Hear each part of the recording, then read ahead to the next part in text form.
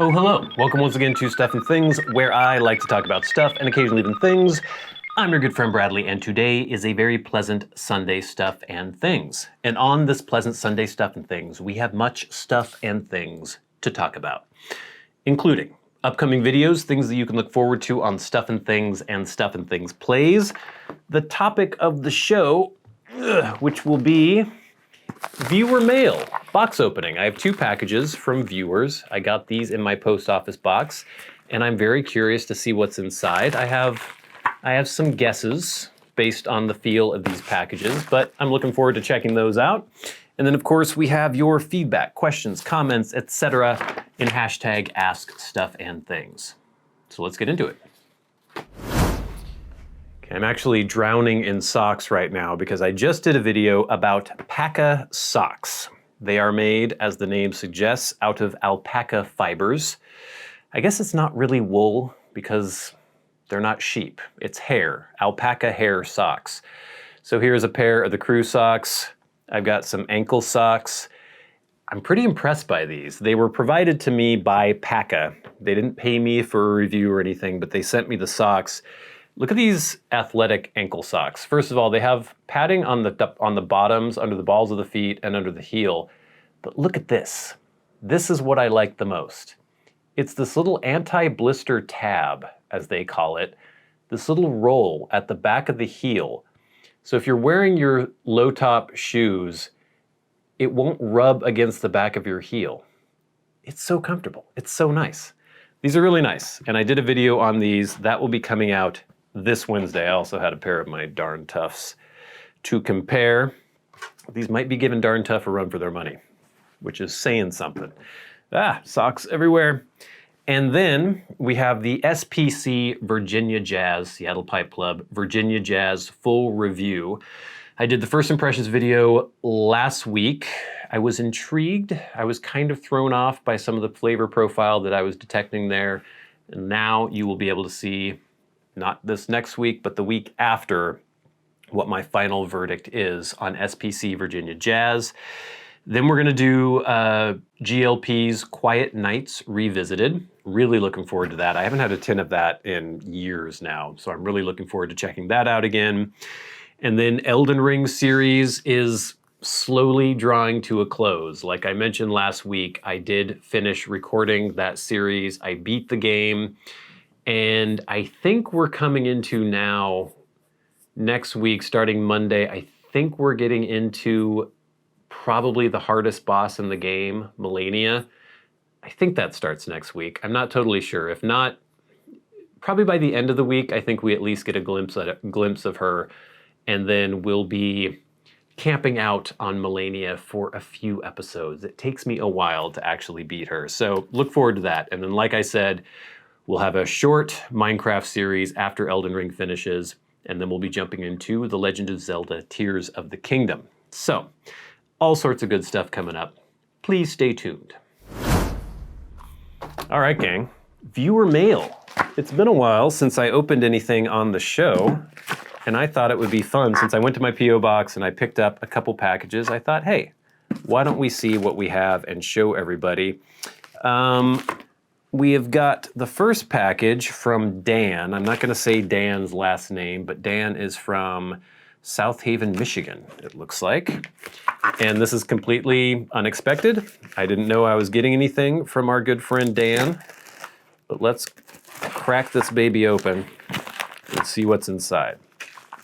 Oh, by the way, my Bark River Ultralight Bushcrafter, lovely knife. So here we go, from Dan. If you would like to send anything, people keep asking me for my P.O. box. It's in the About section on my YouTube channel, but it is Stuff and Things, P.O. Box 6007, Bellingham, Washington, 98227. All right, we have a letter. Dan says, Bradley, I recently bought 4 tins of Peterson's Irish Flake. Oh, thinking it would be similar to cigars. I am a cigar esser. Also, falling victim to getting my order up to free shipping. They always get you with that, don't they? I found myself struggling to get through the first tin and not getting a taste for it. I saw in your previous video that you enjoy it, and I hope the other 3 unopened tins will find a good home. Oh wow. Along with my pipe-essing journey, I keep coming back to Vapor Flakes and some Vapors. I think I'll be sticking with these for the time being. Thanks for the great content, Dan. Thank you, Dan. That was very, very thoughtful of you. And I am a big fan of Irish Flake. I did a revisited of Irish Flake and talked about how the recipe does seem to have changed a bit since they went from the square tins to the circular tins, but I still like it a lot. And this is a great blend if you were a fan of Burley's. For me, it's like the quintessential morning coffee blend. Peterson Irish Flake, also Solani aged Burley Flake. We talked about that last week. We'll have some more on that in the feedback. I was wondering whether or not anybody's been able to get a hold of any Solani tins in the US. People had some answers for that. So Dan, thank you so much. Sue, thank you so much. I'll be enjoying this Peterson Irish Flake with my next cup of morning coffee. Fantastic. Cool, I'm glad we did this on the show here. Let's see, this is from SoCal Piper. I've heard from SoCal Piper in the past. Thank you, SoCal Piper. How do we actually get into this thing? I think we're going here. And here.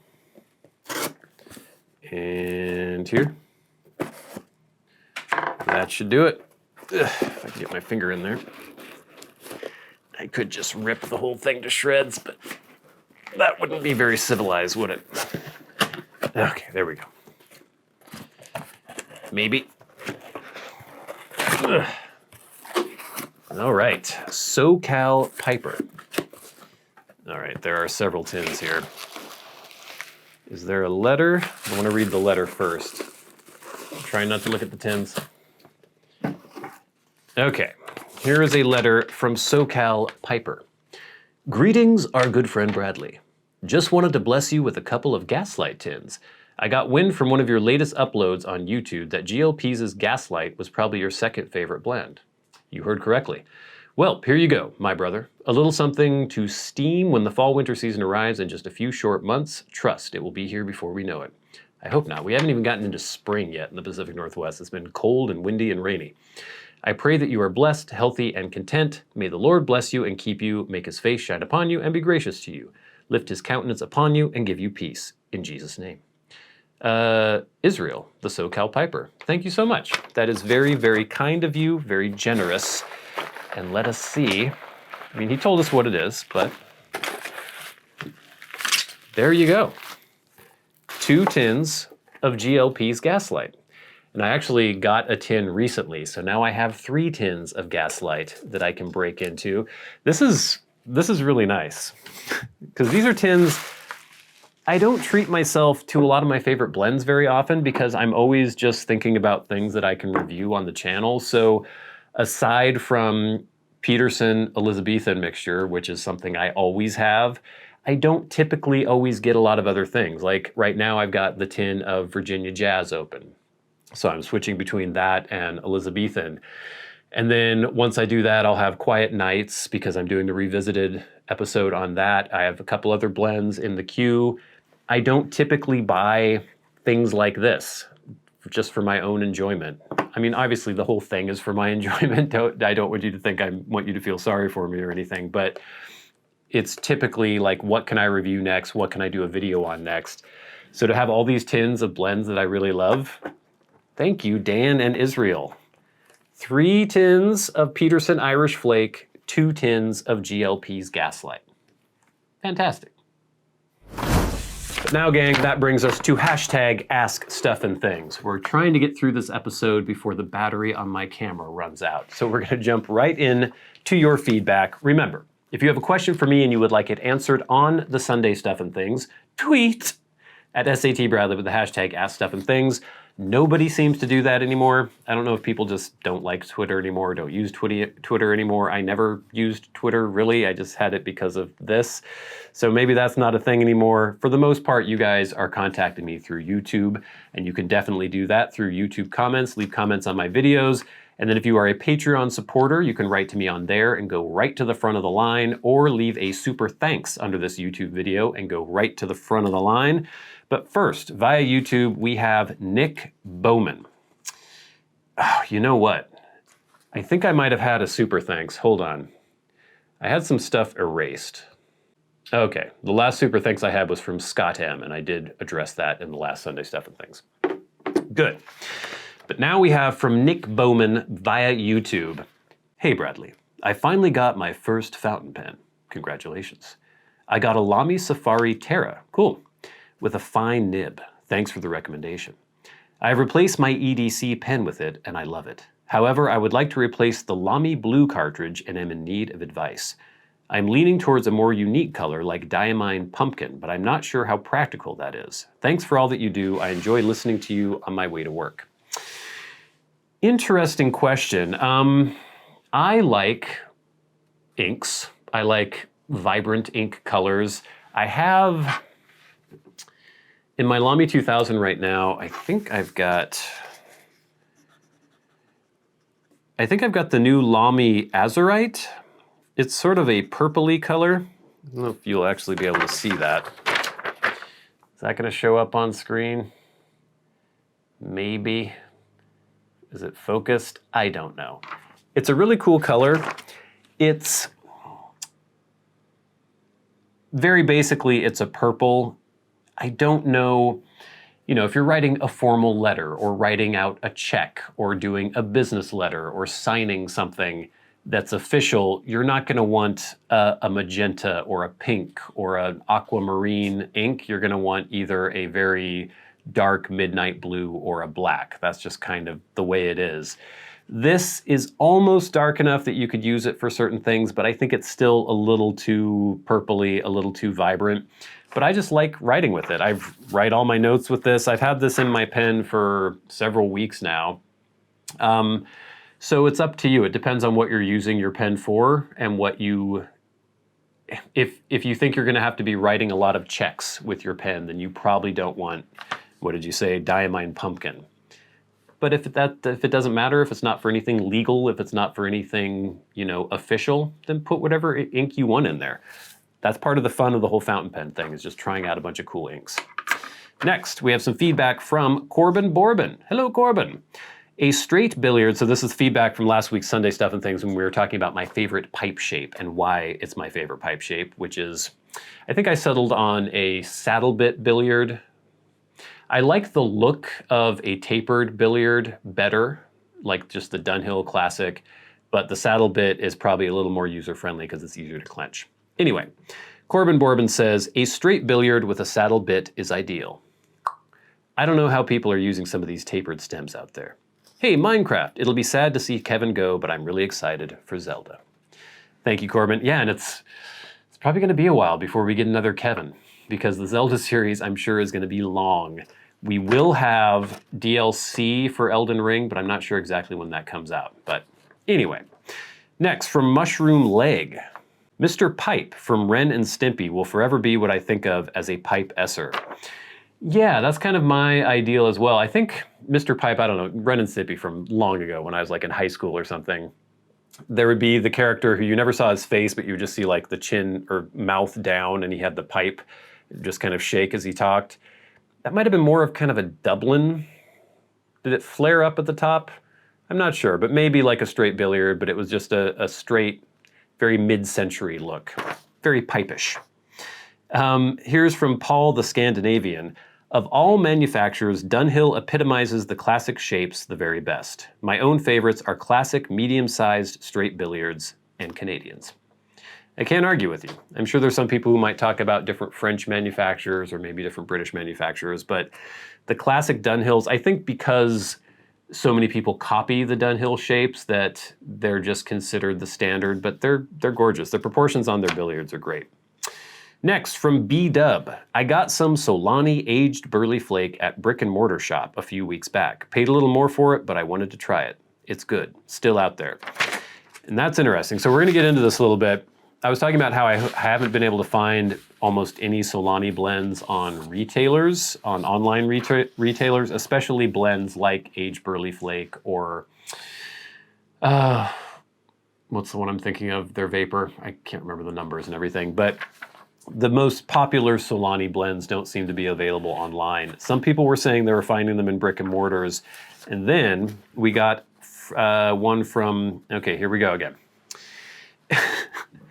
So last week I was talking about mispronouncing Mr. Westerhoff's name, and he is Dutch. Does he say he was Dutch? Yeah, Dutch, okay. And so this is the feedback of him trying to tell me how to pronounce his name properly. The pronunciation difficulty of my first name is in the J, so it's J-O-R-G. J and not J. I think that's what you're saying, so J and not, what's the difference? J. He's doing J-E-E-H and not D-J-E-E-H. J. I'm just gonna say Jorg. Right? Jorg? And even more so in the G on the end. Not G, like in George, but more like gur or arg. Gur, not J. Okay, so I know it's not George. So, Jorg, right? G, Jorg. Jorg Westerhoff? That's what I'm gonna go with. Most English or Latin-inspired languages, French, Italian, and Spanish, don't use that sound in their language. Scandinavians and Germans do. I'm Dutch, by the way, and I think we have all the different J's and G's in English. Anyway, I'm trying. I'm saying Jorg. That's what I'm going with for now. You can correct me. The sleeveless denim jacket with patches is widely worn by metalheads and is called a battle jacket. I don't know if I've ever heard that term for that. Interesting. Solani is still available in Germany and Denmark via some shops. Sending tea across the border is illegal in the EU due to tax laws, but maybe they will send to the US. If not, drop me a PM and maybe I can be of service. Thank you for the offer, and this is going to become a trend here, people saying that it is still widely available in Europe, so I think maybe just in the US. Maybe it's because the market is larger in the US, they sell out more quickly on these websites, or they're just not getting as much into the US. I'm not sure. But this person, Nightmare Man 1, says, last month I ordered 20 tins of Solani 633 from Hestervels in Germany. They shipped DHL to the US. Took about 2 to 3 days to arrive. The tea is cheap, but the shipping is high, so it ends up being about the same price for US buyers if you purchase a large amount. Make sure you create an account and register as a US buyer so you get the non-VAT tax price, much lower. I too got sick of waiting for Solani 633, to drop, so I went to a foreign source. I highly recommend them. Solani is a European manufactured blend, so it makes sense it may not be as available in the US. Yeah, I knew that. I was curious, or it's curious to see that 20 tins, okay, yeah, 20 tins available, 2 to 3 days to arrive, Hestervels. So that's a good little tip there from Nightmare Man 1. Hopefully that doesn't mean that they're gonna get wiped out now too, but yeah, I might look into international stuff for that, because I want some aged burley flake really badly. Next, from Virginia Jazz First Impressions, we have Virginia Privateer. I have been a long-time Elizabethan fan. The Virginia tea is so well represented. But this sounds interesting. I've noticed a trend lately where Perique is showing up at higher and higher levels in mini blends. Perhaps it's happening, although an entirely different profile, because so many of the old classic Oriental teas are diminishing. And I've had some other people mention that too, where they think that it's harder to get Oriental teas. I haven't really heard that. I've heard, some varietals, they will fluctuate in availability, but I haven't heard that there is a huge crimp in the supply. If anybody has any different information, it'd be cool to hear about that in the comments below. And finally, we have Schnary Dog, who says, always enjoy your tea reviews, Bradley. Vapor this time, so not for me. Thanks. You Perique guys always fool me. You Perique guys always fool me with the, quote, mostly raisins and prune stuff, and then all I get is the tea on the tongue experience. So the peppery tingle, is that what you mean? The irony is that I love hot sauces, just not on my tea. Have you tried Pease's Bankside yet? Vapor with Kentucky and a very little bit of Latakia. No, I've heard of that, but I have not tried it yet. Too much Perique for this guy. Your mileage may indeed vary. Cheers. Yeah, that was an interesting thing with Virginia Jazz because, Maybe that is just because I am used to how Perique feels, but even though it smelled like there was a ton of Perique in it and it tasted like there was a ton of Perique in it, I didn't get a lot of the tingle from it. I got a little bit of that peppery spice, but not a ton. So, I don't know. I'm not gonna tell you, I don't wanna fool you again, Schnary Dog, but to me it didn't seem all that spicy or peppery. Thank you for all the questions and the comments and the feedback, gang. Please keep it coming in. It is really useful, helps make this show go. But now, it is time for the very best part of the show, and that is where we thank our Patreon supporters. Remember, if you would like to support the channels on Patreon, there is a link in the description box below, and it is much appreciated. It helps pay for the fancy camera that is filming this video, the lights that are shining upon me, blends, and other products for review. We can't monetize most of our pipe videos or any of the pipe videos, so it really helps when you help out on Patreon. You can also hit that super thanks button below this video if you would like to donate directly. But this week, we would like to shout out those who support the channels on Patreon at $25 or more a month. People like Kirk Crompton, Glenn Dunnington, Jason Buckner, MDoftheNorth, David Gaudreau, Nick Papageorgio, Finn O'Hagan, and Ryan McFadin. And of course, the Maniacs, the crazy people who support the channels at $100 a month, people like stolid and dependable Bob Magee. And we will never forget our Hall of Fame member and dearly departed friend, Peter Straub. Gang, thank you so much for watching. Please stay tuned for PAKA socks. These are really nice. I'm totally converted to the wool socks thing, and I may be converting to the alpaca socks thing. We'll see. Watch the video this Wednesday.